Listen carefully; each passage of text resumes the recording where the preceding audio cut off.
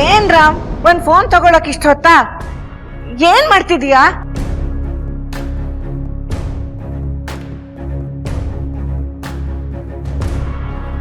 ನೋಡು, ನಮ್ ಮನೆಗ್ ಬಂದಿದ್ದೀನಿ ಕಣೋ. ನೋಡು, ನೀ ಏನ್ ಮಾಡ್ತಿದೀಯಾ, ಎಲ್ಲಿದೀಯಾ ಅದೆಲ್ಲ ನನಗ್ ಬೇಕಾಗಿಲ್ಲ.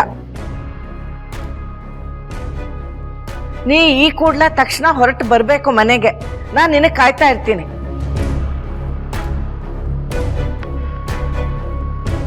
Madam, I am extremely sorry madam.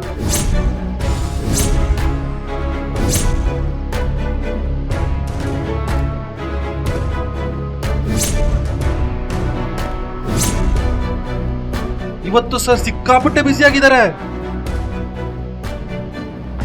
ಅವ್ರು ಎಷ್ಟು ಬ್ಯುಸಿ ಆಗಿದ್ದಾರೆ ಅಂದ್ರೆ ಅವ್ರ ಫೋನ್ ಅವ್ರ ಕೈಯಲ್ಲೇ ಇಲ್ಲ. ಅವ್ರಿಗೆ ಇವತ್ತು ಹೆವಿ ವರ್ಕ್ ಮೇಡಮ್. ಅಲ್ಲಪ್ಪ, ಏನ್ ಬ್ಯುಸಿ ಇದ್ರೇನೋ ತಾಯಿ ಹತ್ರ ಮಾತಾಡೋಕ್ಕೂ ಫ್ರೀ ಮಾಡ್ಕೊಳಕ್ಕಾಗಲ್ವಾ? ನೀನ್ ಅವನಿಗೆ ಫೋನ್ ಕೊಡು, ನಾ ಮಾತಾಡ್ತೀನಿ ಅವನ ಹತ್ರ.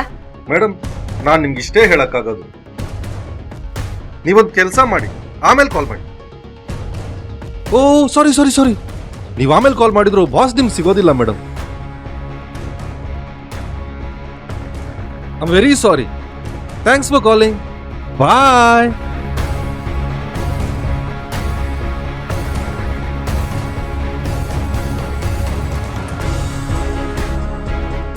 ರವಿ ಸರ್, ಆರೋಪಿಗೆ ಮೊಬೈಲ್ ಕೊಡಂಗಿಲ್ಲ. ಒಂದ್ಸಲ ಇಲ್ಲಿ ಆರೋಪಿ ಎಂಟ್ರಿ ಆದ್ರೆ ಅವನ ಕಡೆಯಿಂದ ಫ್ಯಾಮಿಲಿ ಮೆಂಬರ್ ಇರಲಿ, ಮೊಬೈಲ್ ಕೂಡ ಬರಬಾರ್ದು.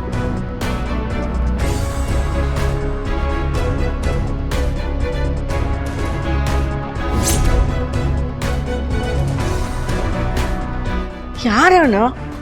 ರಾಮಗ್ ಫೋನ್ ಕೊಡು ಅಂತಂದ್ರೆ ಬಿಸಿ ಅಂತ ಕತೆ ಹೇಳ್ತಾ ಇದ್ದಾನೆ.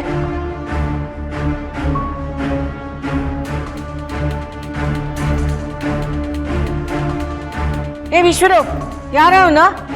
ಯಾರು ಹೊಸಬ ಇರ್ಬೇಕಜ್ಜಿ. ಹೊಸಬನ? ಯಾಕೆ ನಿನಗ್ ಗೊತ್ತಿಲ್ವಾ? ಹೊಸಬ್ರಂದ್ರೆ ಹೊಸಬ್ರಲ್ಲ ಅಜ್ಜಿ. ಏನೋ ಇಂಪಾರ್ಟೆಂಟ್ ಮೀಟಿಂಗ್ ಇರುತ್ತೆ, ಎಜೆ ಫೋನ್ ರಿಸೀವ್ ಮಾಡೋ ಹೋಗಿರಲ್ಲ, ಅದಕ್ಕೆ ಬೇರೆಯವ್ರು ರಿಸೀವ್ ಮಾಡಿರ್ತಾರೆ. ಆಮೇಲೆ ಕಾಲ್ ಮಾಡಿಸೋ ವ್ಯವಸ್ಥೆ ಖಂಡಿತ ಮಾಡ್ತೀವಿ, ನೀವು ಆರಾಮಾಗಿರಿ. ಹಾ ಅಜ್ಜಿ, ಕಾಲ್ ಮಾಡ್ತಾರೆ. ಅಲ್ಲ, ನನ್ ಮಗನ ಹತ್ರ ಮಾತಾಡೋದಿಕ್ಕೆ ನಾ ಇಷ್ಟೆಲ್ಲ ಕಷ್ಟಪಡ್ಬೇಕಾ? ನನ್ಗೆ ಯಾಕೋ ಇದು ಸರಿ ಕಾಣಿಸ್ತಿಲ್ಲ. ನಾ ನಿಮ್ ಯಾರನ್ನೂ ನಂಬೋದಿಲ್ಲ. ನೀವೆಲ್ಲ ಸೇರಿ ನನ್ನಿಂದ ಏನೋ ಮುಚ್ಚಿಡ್ತಿದ್ದೀರಾ ಅಂತ ಅನ್ನಿಸ್ತಿದೆ ನಂಗೆ.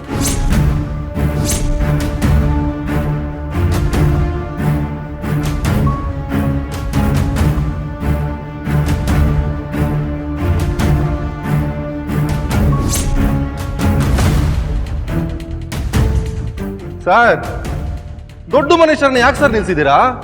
ಅವ್ರ ಸ್ಟೇಷನ್ಗೆ ಬರೋದೇ ದೊಡ್ಡ ವಿಷಯ, ಅದರಲ್ಲಿ ಅವ್ನು ಕರ್ಸಿ ನಿಲ್ಸಿ ಅವ್ರ ಅಭಿಮಾನಿಗಳು ಏನ್ ತಿಳ್ಕೋಬೇಕು ಸರ್? ಏನ್ ರವಿ ಸರ್ ನೀವು? ರವಿ ಸರ್, ಈ ಅಪರಾಧಿನ ಕೂರಿಸಿ ಸರ್. ಇದು ನನ್ನ ಸ್ಟೇಷನ್ನು, ಇಲ್ಲಿ ಯಾವ ಅಪರಾಧಿಗೂ ಯಾವ ಭೇದ ಭಾವನೂ ಇಲ್ಲ. Okay sir.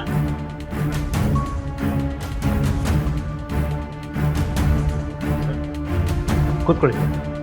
ಎಷ್ಟೊತ್ತಂತ ನಿಂತಿರ್ತೀರಾ? ಕೂತ್ಕೊಳ್ಳಿ ಸರ್. ರವಿ ಸರ್, ಅಪರಾಧಿಗಳನ್ನ ಕೂರಿಸೋ ಜಾಗ ಯಾವುದು ಅಂತ ಗೊತ್ತಿದೆ ತಾನೇ? ಅಪರಾಧಿ.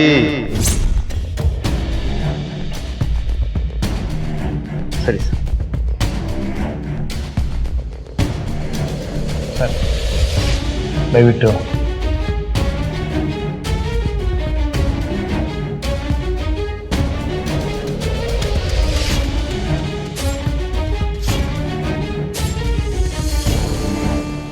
ಸರ್, ನೀವೇನಂತ ನಮಗೆ ಗೊತ್ತು ಸರ್.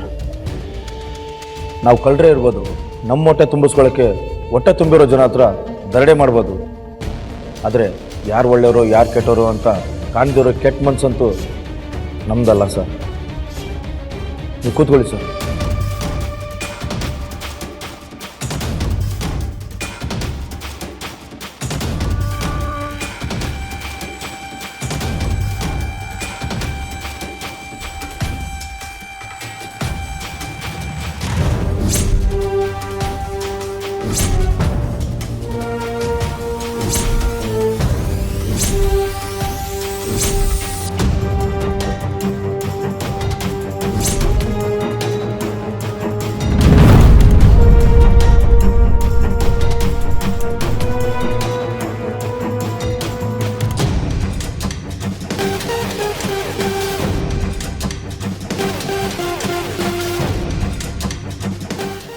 ಅಜ್ಜಿ ನಾವು ನಿಮ್ಮ ಹತ್ರ ಏನೂ ಮುಚ್ಚಿಡ್ತಿಲ್ಲ.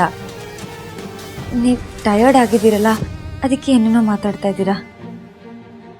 ನೀವು ಆರಾಮಾಗಿ ರೆಸ್ಟ್ ಮಾಡಿ, ಮೈಂಡ್ ಫ್ರೆಶ್ ಆಗುತ್ತೆ. ಆಗ ನಾವು ಆರಾಮಾಗಿ ಕೂತ್ಕೊಂಡು ಮಾತಾಡ್ಬೋದು. ಇವಾಗ ನೀವು ಹೋಗಿ ಸ್ನಾನ ಮಾಡ್ಕೊಳ್ಳಿ, ನಾನು ನಿಮ್ಗೆ ಆಮೇಲೆ ಸಿಗ್ತೀನಿ. ಲೀಲಾ,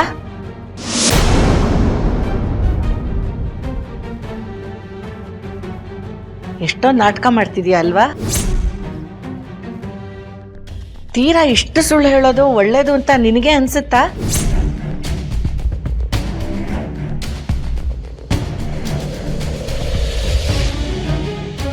ನನಗೆಲ್ಲ ಗೊತ್ತಾಗಿದೆ ಲೀಲಾ.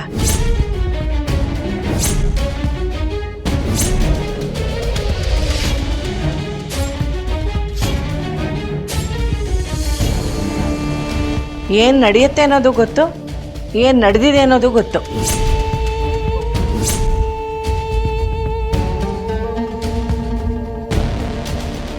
ಅದಕ್ಕೆ ಎಲ್ಲಾನು ಅರ್ಧದಲ್ಲೇ ಬಿಟ್ಟು ಓಡ್ ಬಂದಿದ್ದೀನಿ.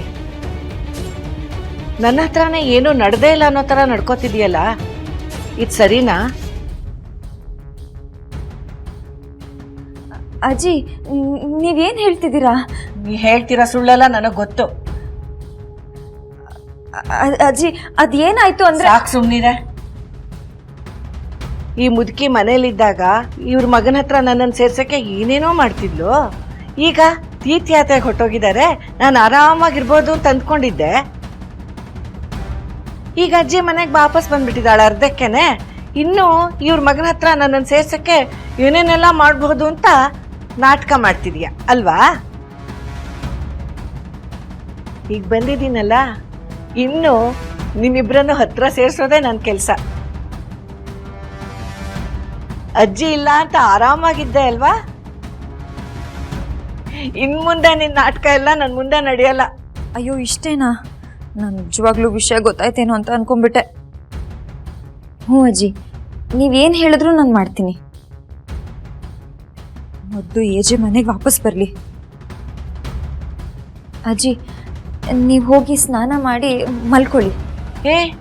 ಏನೇ ಮಲಸಕ್ಕಾಯ್ತಿದ್ಯಾ ನೀನು? ಅರ್ಧದಲ್ಲೇ ಎದ್ದು ಬಂದಿದ್ದೀನಿ. ಇನ್ನು ನನ್ನ ಮಗನ್ ನೋಡೋವರೆಗೂ ನೆಮ್ಮದಿನೂ ಇಲ್ಲ, ನಿದ್ದೆನೂ ಇಲ್ಲ. ಏನು ಗ್ಯಾರಂಟಿ ಹಿಟ್ಲರ್ ಕಲ್ಯಾಣ